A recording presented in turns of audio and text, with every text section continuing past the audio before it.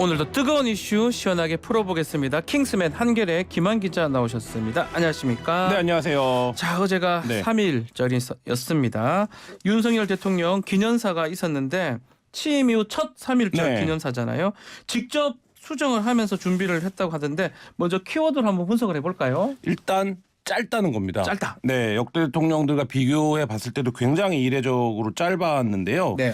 그리고 이제 과거 청와대와 대통령실에서 중요하게 생각하는 대통령의 두 가지 메시지가 3.1절 기념사와 8.15 광복절 경축사인데 굉장히 외교적으로도 중요한 의미를 갖는 메시지인데 여기서 이제 어떤 얘기를 하느냐 이게 굉장히 중요한데 일단 일본을 파트너로 규정을 했습니다. 아하. 그리고 100년 전에 있었던 이제 외세 침략을 우리가 준비와 대응을 제대로 하지 못했다라는 이른바 이제 역사적 관점에서는 내인론이라고 부르는데요.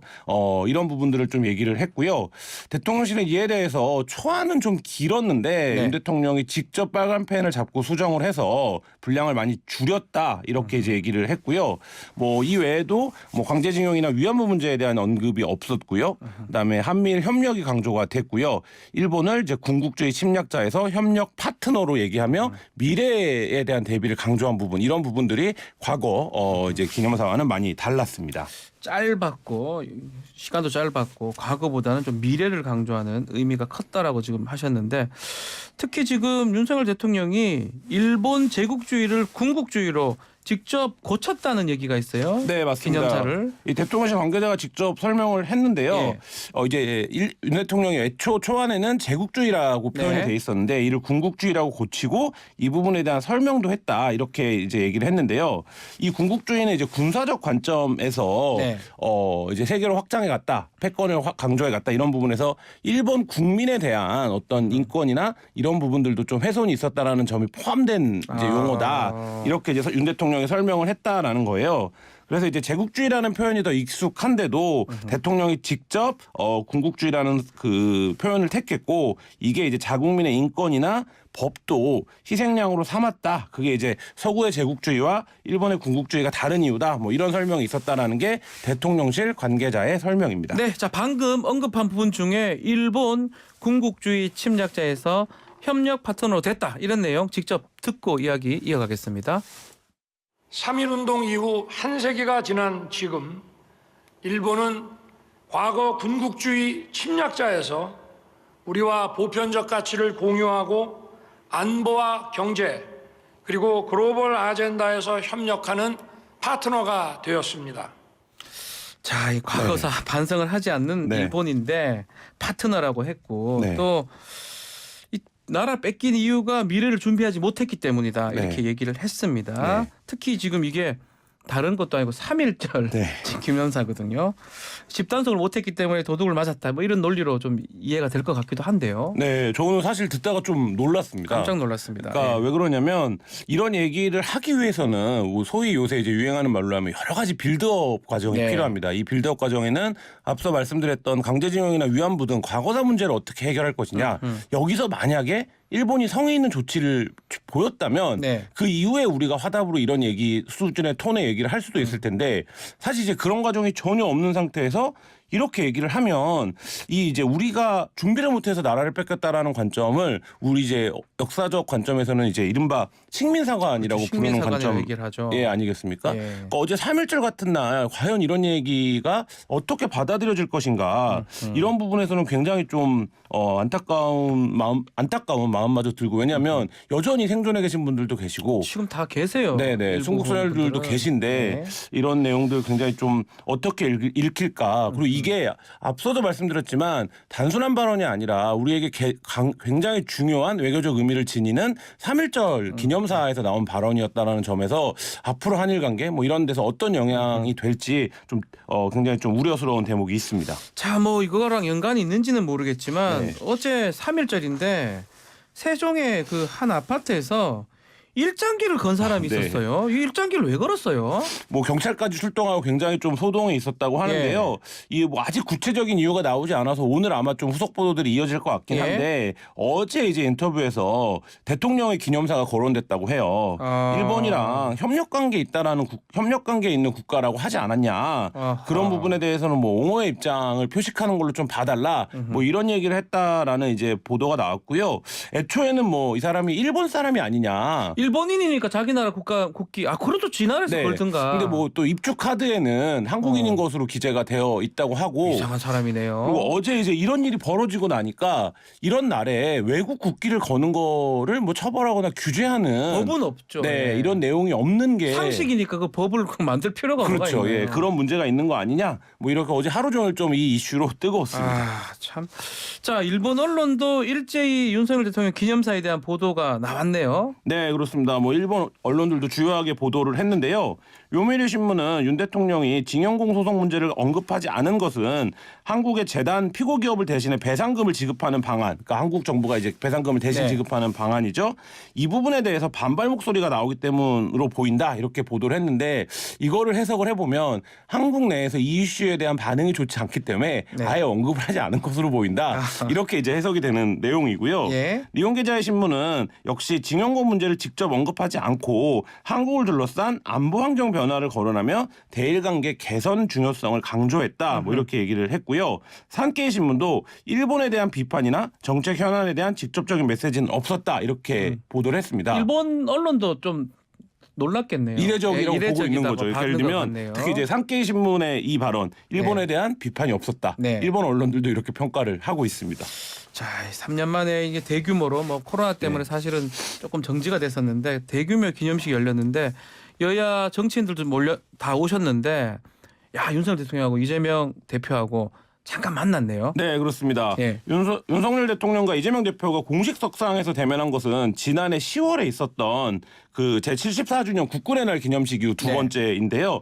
뭐 특별한 말은 없었던 것으로 알려지고 있습니다. 그냥 만나서 짧게 악수만 했다라고 하고요. 윤 대통령은 이제 국민의힘 주요 정치인들과도 일일이 악수를 나눴는데 뭐 권성동, 윤상현 국민의힘과 악수를 했고 그러면서 이제 정진석 위원장 어디 계시냐 이렇게 이제 물으면서 지도부가 있는 자리로 가서 뭐 정진석 위원장, 뭐 이정미 정의당 대표 등과 악수를 했습니다. 알겠습니다. 자, 다음 소식은 정순신 아들 학폭 관련된 이야기입니다. 후폭풍이 계속적으로 이어지고 있는데요. 새로운 사실이 밝혀지고 있어요.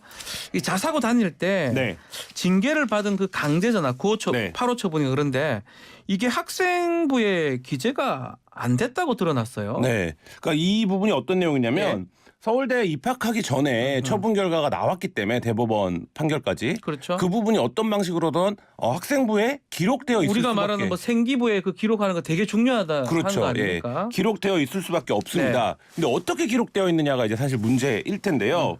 이 이제 정군이 다녔던 고등학교에 그 학폭 사실과 함께 강제전학 징계를 내렸다는 내용까지 분명히 기재가 됐다라는 점이 이제 새로 드러났습니다.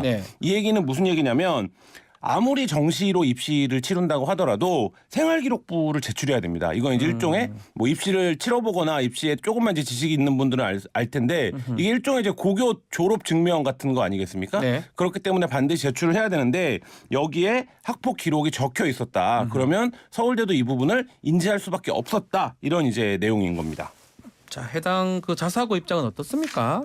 뭐 이 자사고 입장에서는 이 이제 정시로 입시를 본 거기 때문에 정시는 수능 100%로 치러집니다. 그러니까 이제 이 부분에서 반영이 되지 않았을 수 있다. 뭐 이런 부분인데요. 이 설명이 좀 궁색한 게 이 부분에 대해서 그러니까 왜 지금까지는 그러면 제대로 된 설명이 이루어지지 않았는가 이런 부분들. 그리고 또 한 가지는 여전히 이게 가해 학생을 좀 보호한다라는 인상을 받는 게 뭐냐면 당시 피해 학생은 학업을 중단할 정도의 극심한 고통을 당했는데 그 부분에 대해서도 여전히 좀 형식적인 행정적인 부분에 있어서 잘못이 없다. 이런 내용을 강조하는 설명이 나오는 것 자체가 좀 국민들의 공분을 불러일으키는 것 같습니다.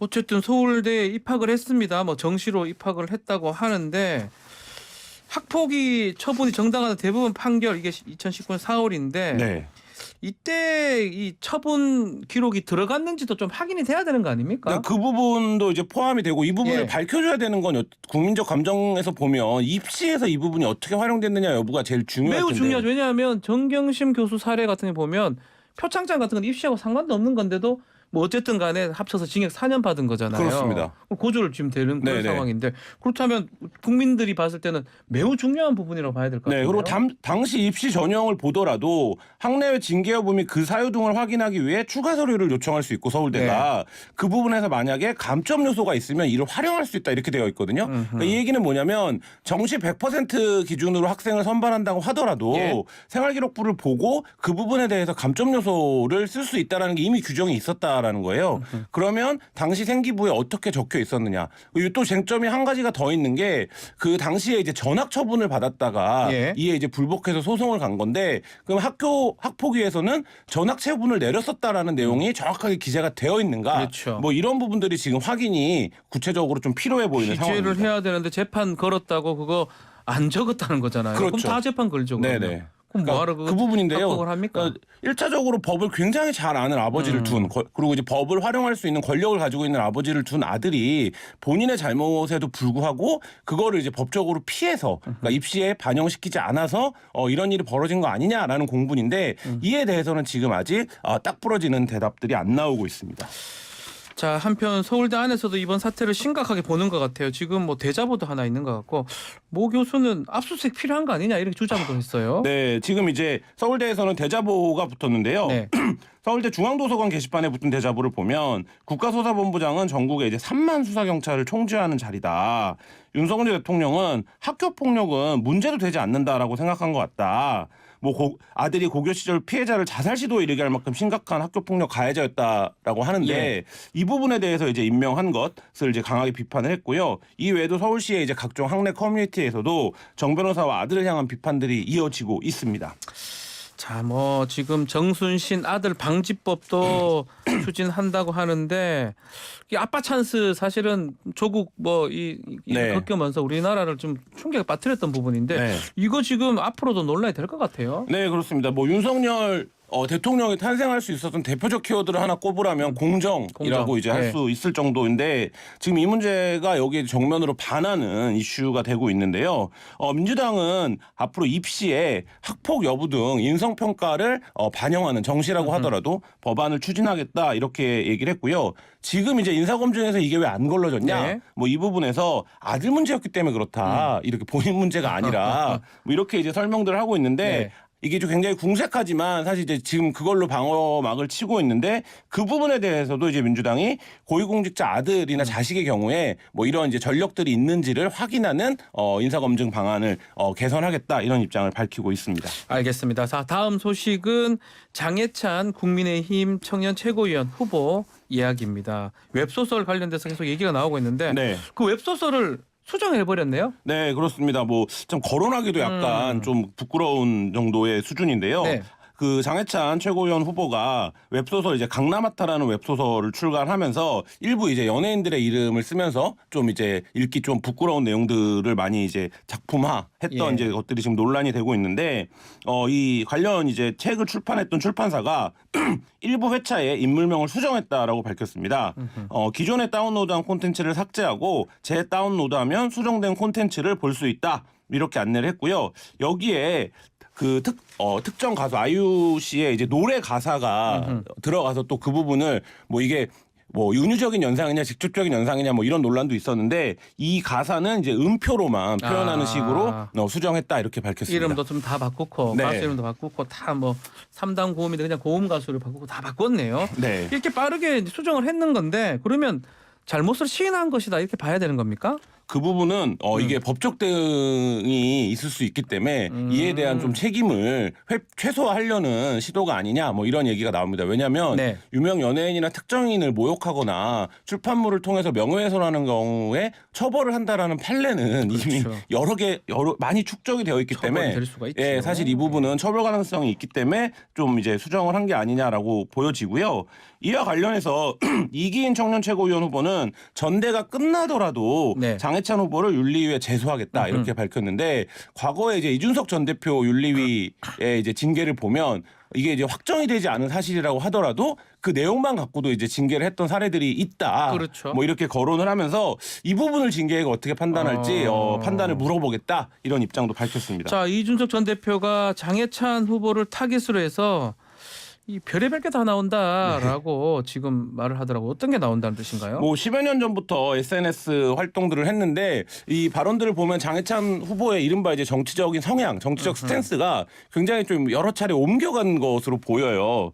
그러니까 2020년 불과 3년 전에는 네. 윤석열과 한동훈이 과거 정부 수사를 할 때 저주를 퍼붓다가 이제는 구국에 영웅 대접을 하는 보수가 부끄러워해야 한다 이렇게 얘기를 했어요. 근데 이 시점은 이미 이제 윤석열 대통령이 정치 활동을 시작할 수 있다라는 거를 좀 어느 정도 그 시기이기 때문에 그 시기 초반에는 네. 굉장히 좀 비판적이었다. 뭐 이런 얘기고요. 그다음에 이제 이명박 대통령을 금융사기범 출신 대통령이다 이런 식으로 얘기도 했다. 이게 이제 이준석 전 대표의 발언이고요. 네. 특히 이제 이명박 정부 시절 최대 외교 성과라고 평가되는 G20에 대해서도 뭐 영어로 강한 욕을 쓰면서 비판을 했었다. 뭐 이런 이제 얘기를 하고 있습니다. 자, 지금 국민의힘 전당대회 지금 일주일 정도밖에 안 남았습니다. 그럼 관심은 점점 떨어지고 네거티브가 더 많아진 것 같아요. 뭔가 이제 민심을 배제한 룰 변경 이게 원인일 수도 있을 것 같기도 하고요. 네, 그렇습니다. 지금 뭐 전당대회 내내 1위 후보인 이제 김기현 후보의 울산 땅 투기 의혹이 시끄러웠는데 네. 이게 아무리 이제 바깥에서 비판을 하고 문제 제기를 해봐야 당신 100% 투표에 영향을 미치겠냐. 오히려 김기현 대세론이 굳어지는 상황들을 보면서 네. 말씀하신 대로 여론의 관심이 점점 떨어지는 그래서 이제 여의도에 있는 한 분은 나경원 전 의원을 배제할 때가 제일 관심이 높았던 것 같다. 그때가. 뭐 이런 얘기를 하기도 하는데 네. 지금 이제 과연 계속되는 이런 투기 의혹이라든지 이런 부분에도 불구하고 김기현 후보가 안정적으로 1위를 할 수 있을지 뭐 요것만 지금 남은 상황이라 상대적으로 관심이 계속 떨어지고요. 그다음에 이런 측면도 있습니다. 안철수 후보가 맹렬히 추격하는 양상이 좀 있었었는데 네. 이 울산 땅 투기 의혹이 전면화되면서 사실 이제 안철수 후보에 대한 어떤 조망이나 언급이 줄어드는 오히려. 효과 네. 이런 것들도 좀 영향을 미친 것으로 풀이가 됩니다. 알겠습니다. 자, 마지막 이 설악 오색 케이블카 이야기입니다. 결국 그 사업이 조건부 협의를 받았는데 이 강원도의 오랜 수원 사업이고 또 김진태 지사의 선거 공약이기도 했습니다. 네. 이 40년간 막혔던 이 사업 이번에 통과된 배경이 어떻게 되는 겁니까? 네, 이제 환경부 원주지방환경청이 지난 27일 강원도 양양군에 조건부 협의 의견을 통보를 했습니다. 네. 이 이제 오색 케이블카 사업은 80년대 초반부터 이제 추진이 되던 이 지역에서는 굉장히 오래된 민원입니다. 80년 되면 뭐 40년 넘었네요. 네. 예. 그래서 이제 이게 40년간 안 된 이유가 사실 있었겠죠. 네. 근데 그 부분에 대해서 여러 우려에도 불구하고 조건부 협의 이제 의견을 낸 건데요. 이게 이제 관계기관들도 반대하는 기관도 있고 환경영향 평가도 있고 여러 가지 조건들에서 여전히 좀 안 된다라는 의견이 전문가 의견으로는 있었는데 이 부분을 어쨌든 추진하는 것으로 방향을 잡았습니다. 환경 때문에 그런 건데 네. 결국 여기가 된다면 북한산이나 남산이나 무등산이나 뭐 지리산 여러 지자체에서 관심을 가질 것 같아요. 우리도 좀 해달라 이렇게 할 것 같은데요. 네, 당연히 그럴 수밖에 없는데요. 네. 그래서 이 부분들을 행정적으로 이제 내용적으로 규율하기 위해서 전문 기관의 평가나 환경영향 평가 같은 걸 두고 있는데